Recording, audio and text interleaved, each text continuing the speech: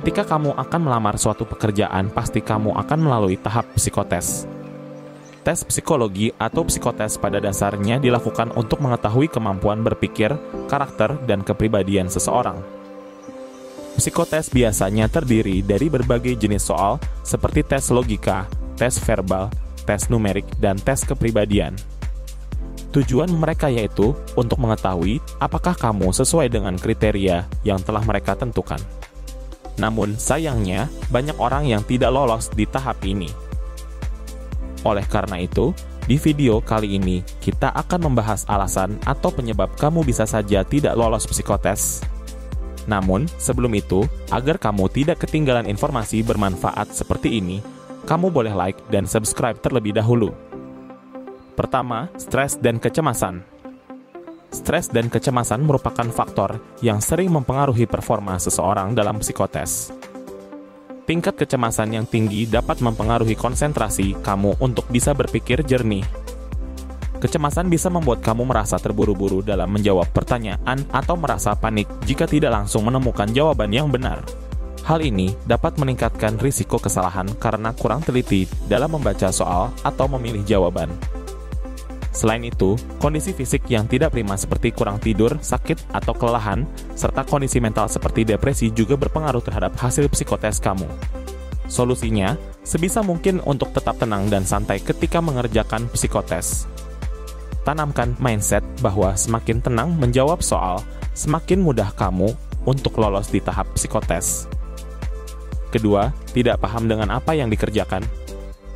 Meskipun terlihat sepele, psikotes sebenarnya juga membutuhkan pemahaman yang baik terhadap jenis dan tujuan dari setiap tes yang dihadapi.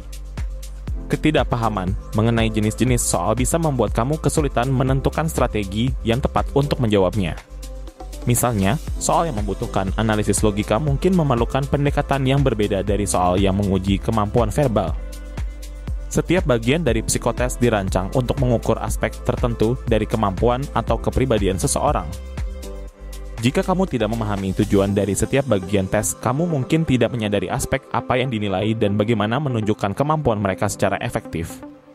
Misalnya, tes kepribadian bertujuan untuk menilai sifat dan karakter kamu, sedangkan tes kognitif mengukur kemampuan berpikir dan pemecahan masalah.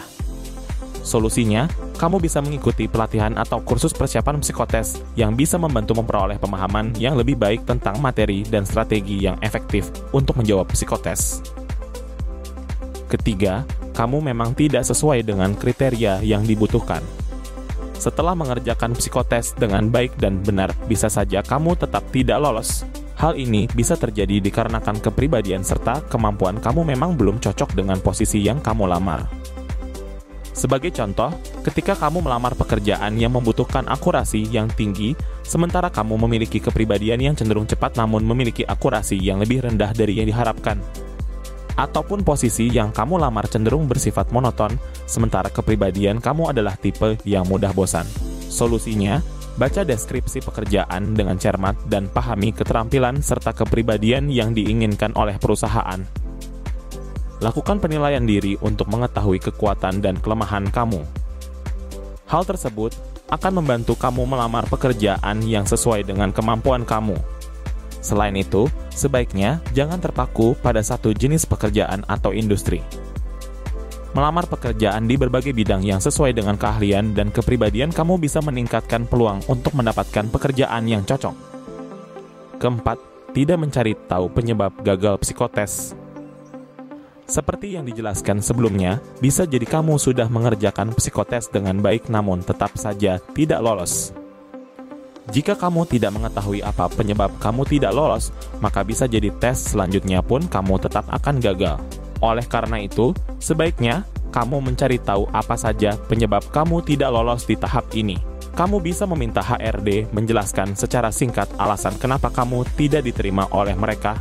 Dengan mengetahui alasan spesifik mengapa kamu gagal, kamu bisa mengidentifikasi kekurangan yang perlu diperbaiki.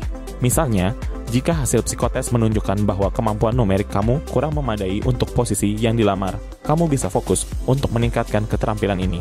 Jika kegagalan disebabkan oleh strategi yang tidak tepat seperti manajemen waktu yang buruk atau kesalahan dalam memahami instruksi, kamu bisa memperbaiki strategi tersebut di tes berikutnya. Misalnya, kamu bisa berlatih untuk meningkatkan kecepatan tanpa mengurangi ketepatan. Setelah menonton video ini, aku berharap kamu bisa lebih memahami dan bisa berhasil lolos psikotes. Bagaimana pengalaman kamu menghadapi psikotes? Dan apa kendala kamu selama mengerjakan psikotes? Coba tulis di kolom komentar. Dan jika menurut kamu konten ini bermanfaat, kamu bisa share ke orang yang perlu tahu informasi ini. Sampai jumpa di konten selanjutnya.